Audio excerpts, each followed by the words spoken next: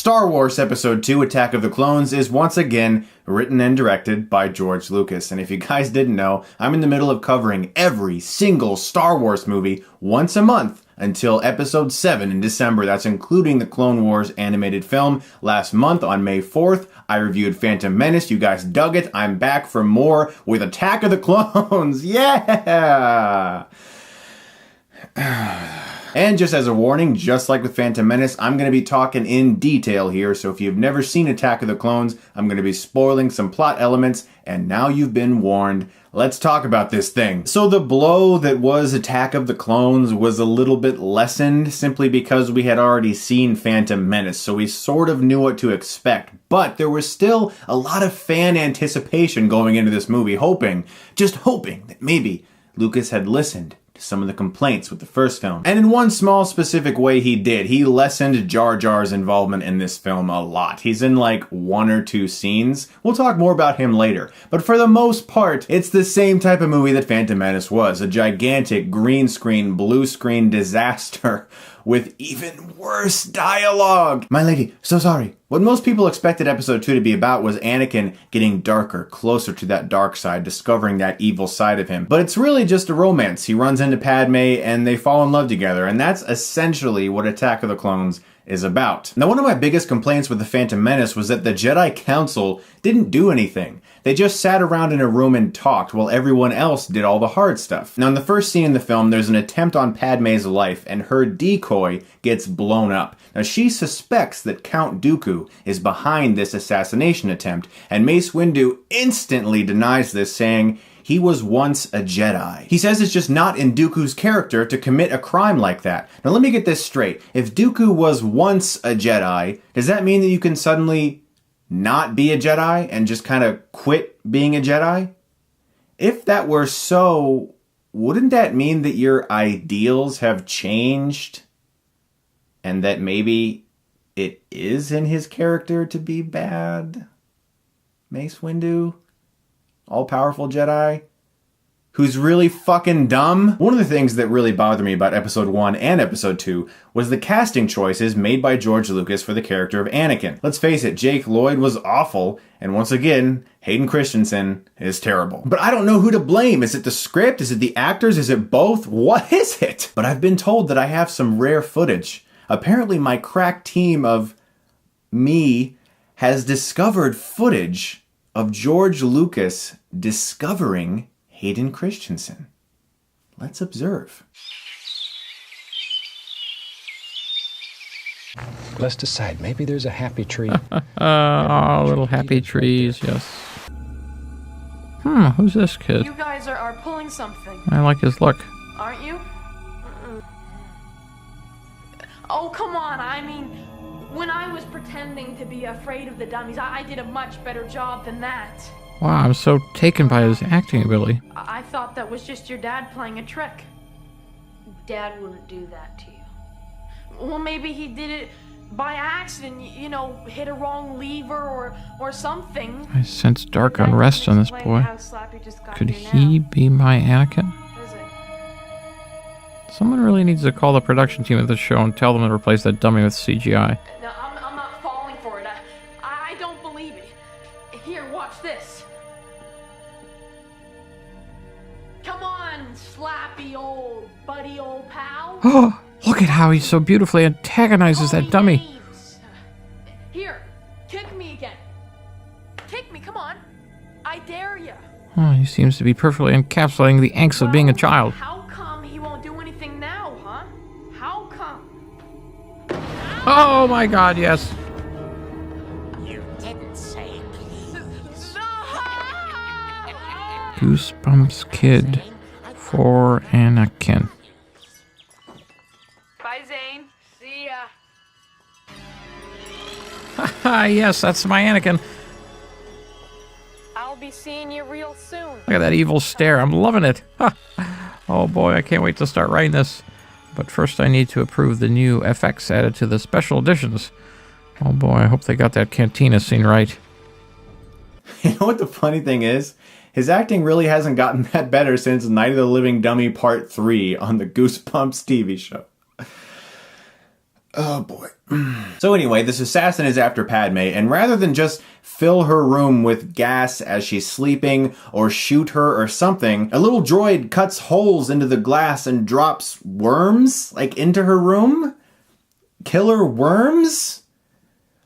Worst assassin ever! I mean, worms? What? Anakin and Obi-Wan stop these worms just in time, which leads to a chase. The chase is okay, even though it's like this glossy, video game-like CGI environment that you just can't really take seriously. And there's a part where Anakin jumps out of a car and Obi-Wan is like, I hate when he does that. I mean, does that happen a lot where Anakin just jumps out of cars from like really high places, plummets down Coruscant and lands perfectly on the enemy vehicle? Is that what Obi-Wan hates that he does? Like, what does that actually mean? This chase eventually leads them to a Mos Eisley Cantina-like club. There's one really good scene in here where Obi-Wan Jedi mind tricks a guy to stop being addicted to death sticks, whatever those are. That was a good scene. I like that. Once they capture this assassin, she is just about to tell them who hired her, and a toxic dart gets into her neck, and Jango Fett blasts off from really far away. Now, if this guy is so on top of things that he can shoot this girl from however many yards away, why didn't he just assassinate Padme? I guarantee if Jango Fett had been in there, he wouldn't have used worms. The scenes that follow show us that George Lucas is using the same technique he did in Phantom Menace to give us information. People are just walking around in boring blue screen rooms in which they give us exposition and things we need to know. That's all it is. Just a whole bunch of scenes of people walking around going, oh, yes, yes. Oh, that's interesting. Oh, what's this all about? Well, I heard that there was a planet there once, but it seems to be struck from the records. I don't understand this. Yoda and these younglings, please show us. Oh, you did it magically. Thank you very much. That's very helpful. But if there's just one thing that Lucas should have gotten right with this movie, it's the deep, dark unrest that's boiling inside of the character of Anakin. But he seems to confuse that with being a whiny brat, because that's all Anakin is in this entire movie. A constant, never-ending complainer. He's overly critical. He never listens. He doesn't understand. It's not fair. Obi-Wan never lets me do this. Obi-Wan never lets me do that. Also in this film, Anakin has major creeper face. Like every time Padme's nearby, the guy looks like he's about to assault her. So Obi-Wan then sends Anakin on a journey with Padme to protect her, alone. Now, Jedis apparently are forbidden to love, as this idea was introduced in Attack of the Clones. Jedis can never bang. No love. That's bad. So how are they supposed to fucking procreate? Like, what does that mean? How do Jedis procreate if they can't love? They just look for people to breed with? That's so dumb. How do you create more of your kind? You just find people and teach them, I guess. You can never have children, though. Or maybe you're allowed to have children as long as you don't love your mate. George Lucas, you're making everything awful with this writing. But we have to accept it because that's what George Lucas wrote. So Jedis are forbidden to love. So why would you send Anakin on basically the most romantic mission ever, in which they have candlelight dinners and sit by the fireplace and talk and have picnics in the most beautiful romantic location you could possibly imagine? Oh, and of course, Padme changes her outfit in like every single scene, and her outfits get increasingly more revealing as the film goes on, to the point where she basically looks like an exotic dancer. She is asking for it from Anakin, but she's like, no, I can't do it because I'm a senator.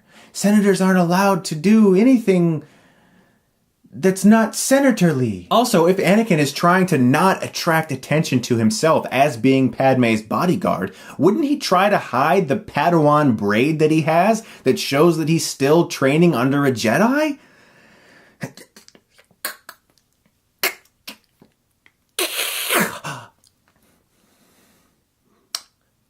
So Obi-Wan makes it to this planet Kamino that he's been searching for. It seems to be almost entirely a water planet. It looks really cool. But when he gets there, he learns of a clone army that's been created under someone called Master Sifo Dyas, this plot that's introduced that's never really explored again. Ever. Actually. Somehow this clone army is being created with no one knowing about it. He just shows up at this random planet, they expect him, and now they have a clone army of CGI clone troopers that, by the way, are completely CGI, as just stated. Not a single human clone trooper was used in this movie. Not one. And I cannot go without mentioning the next scene, which contains possibly the most stilted romantic dialogue these ears have ever heard. I hate sand. It's rough and irritating. And it gets everywhere. What is with the accents and inflections in these people's voices in this movie? Now, similar to Anakin's growing dark feelings, another important thing that really needs to sell in this movie is the romance between Padme and Anakin. And it just doesn't, because it's so stale. Their first kiss, there's no chemistry. And one of the reasons the kiss doesn't work is because never once in the film so far has Padme even remotely hinted at reciprocating Anakin's creeper love. And now Lucas continues to prove how excellent he is at choosing child actors because he hired this person to play Boba Fett. Is your father here? Yep. May we see him? Sure. I don't even have the energy to go into that right now. I really don't. So Obi-Wan now reports some of his findings to Mace Windu and Yoda, who are still sitting around in a room doing nothing. I think it is time we inform the Senate that our ability to use the Force is diminished. Now, I do enjoy most things about the fight between Obi-Wan and Jango Fett. It's pretty cool, especially when Obi-Wan just jumps in the air and kicks Jango Fett like it's Mortal Kombat. But the worst part of this scene, and I laugh every time, it's hilarious, is when Obi-Wan just keeps getting blown up over and over again. Like, explosions occur like right in front of him. No scarring of any kind, nothing, no injuries really. Explosions just keep occurring right in front of his face. And he just flies back like, oh, oh.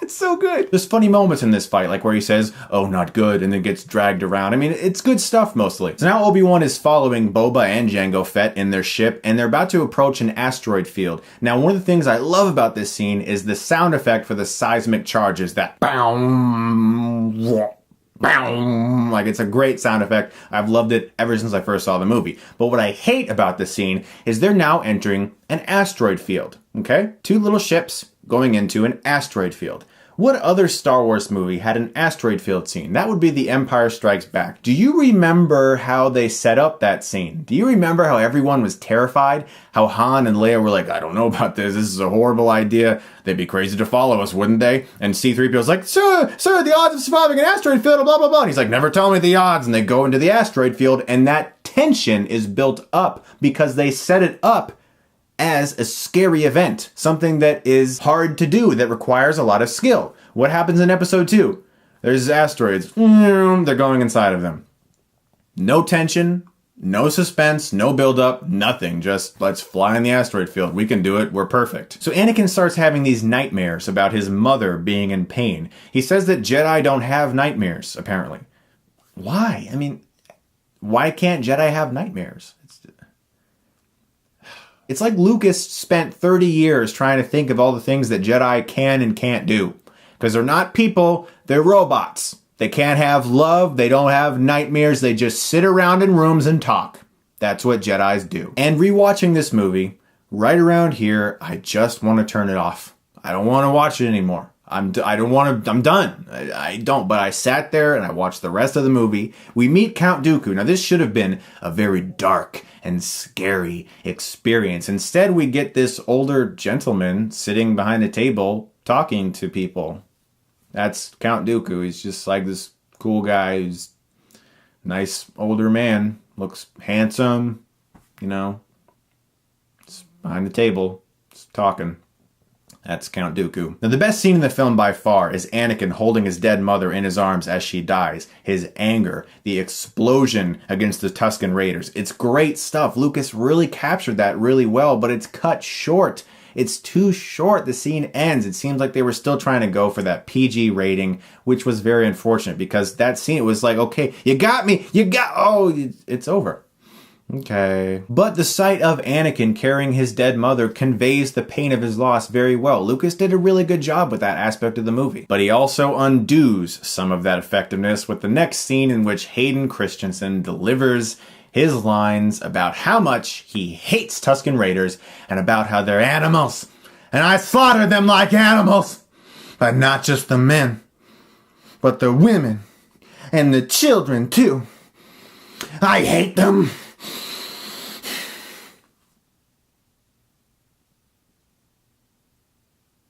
So Obi-Wan is captured by Count Dooku, who then tells Obi-Wan that Darth Sidious is controlling the Senate. And Obi-Wan's like, no. My buddies on the Jedi Council would totally be aware of that. Trust me, Kenobi. Not these guys. No, they're dumb. And if you thought the Senate meeting scenes were unbearable in The Phantom Menace, this time around we get to see Jar Jar involved in them. And he gives emergency powers to Palpatine. You know what that means? Jar Jar Binks, the little fucking rabbit, is basically responsible for the downfall of the Jedi and the rise of the Empire. Thank you, Lucas. You know what you're doing. You really know what you're doing, don't ya? You really had that one in mind, didn't you? You just wanted to drive that in a little deeper. Just a little deeper in there with the Jar Jar. Just a little deeper. So we get to the conveyor belt scene, which basically just looks like Anakin twirling his lightsaber around in some kind of dance move. For the majority of the scene, Padme is stuck in a barrel somewhere, while Anakin twirls his lightsaber around against CGI robots and strange things. Now, apparently Lucas actually came up with this scene at the very last second and kind of shot it on the fly. Now, Spielberg did something very similar with the plane fight sequence in Raiders of the Lost Ark, but that scene worked because of its simplicity. This scene just has way too much stuff going on, and it basically just looks like two people dodging a bunch of CGI elements. If you want to see a good conveyor belt scene, check out Minority Report. Oddly, they both have moments in which our hero gets his arm caught in something, and they both came out in 2002. And Steven Spielberg and George Lucas are friends.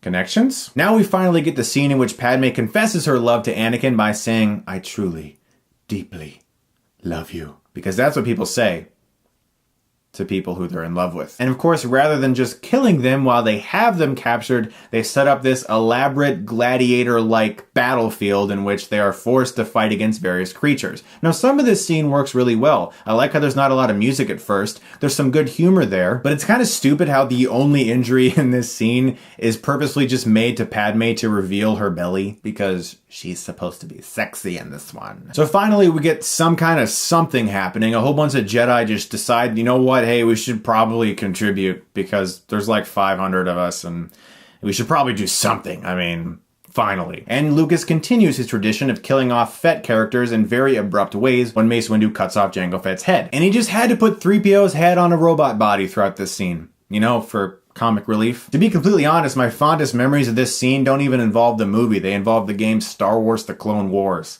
which I enjoyed playing. And when young Boba Fett picks up Jango's head, I always just expected his head to just go like plop, like right out from the helmet. I mean, that's where his head is, right? He cut off his head. The head didn't roll out of the helmet. It's in the helmet. Shouldn't it just kind of fall out and be like this horrific thing? The kid just go plop. Oh, that's my dad's head. Oh, I'm gonna be evil and avenge him. As I was watching this movie, slowly but surely, I began to think I was watching Who Framed Roger Rabbit. You know, a movie in which real people interact with cartoons. Because seeing Mace Windu in this blue screen environment just flailing his purple lightsaber everywhere and then talking to a floating CGI Yoda and looking at creatures that don't exist, I'm just like, is this really just a cartoon with some real people in there every once in a while? And next we get what is hands down the worst lightsaber fight in the entire saga. Even if there wasn't anything of real internal emotional conflict going on in the Phantom Menace fight, it was at least really cool to look at with good choreography and Darth Maul. This one has all these awkward shots of them just twirling lightsabers above their heads, close-ups, and this strange attempt at some kind of art film moment. And of course, the obvious Count Dooku stunt double. Now Yoda shows up. Let's talk about that. He takes his lightsaber, he starts jumping around and flipping and everything, and it's nuts. And people loved it for some reason. Some people really like that scene. I don't know why. It's one of the dumbest moments in the entire saga. What does Yoda say in The Empire Strikes Back? He says the Force is not about muscle, this crude matter here. No, it's not about that. Remember that? It's not about your lightsaber. It's not about flailing around. It's not about doing fucking barrel rolls in the air. Do a barrel roll. Do a barrel roll. Use the boost to chase. Use the boost to get through. You're becoming a better pilot. So Anakin and Padme get married, the end. Yeesh. To be completely honest, Attack of the Clones is actually my least favorite film in the entire saga. Yes, it doesn't have as much Jar Jar, and yes, Jake Lloyd isn't in it, but it's replaced with another person who's horrible as Anakin as well. And at least Phantom Menace didn't have any of that awkward, cringeworthy, romantic dialogue, and it at least had Darth Maul as well. This doesn't even have Darth Maul. The lightsaber fight doesn't even work. Nothing about Attack of the Clones works. That being said, you can still watch it as a Star Wars movie. I'm going to give it the same grade that I gave Phantom Menace, even though I like it less. Star Wars Episode 2, Attack of the Clones, gets a C-. Also, I want to give a huge thank you to Piotr Michael for helping me out with his brilliant George Lucas impersonation. I was so thrilled when he said he would help with this video. Here's a presentation from him. You have just experienced an impression by Piotr Michael. That's right, I did the impression of George Lucas, and I had fun collaborating with Chris. If you enjoyed that impression, head on over to my channel, Poke the Chef, Pokedachef, and you'll see a whole bunch of other impressions. I guarantee it. Over here, I've sort of been Stuckmannized. So guys, I hope you enjoyed my review of episode 2. I'm going to be back next month with my review of episode 3. And if you missed my review of Phantom Menace, that's on my channel right now. Guys, thank you so much as always for watching. And if you like this, you can click right here and get Stuckmannized.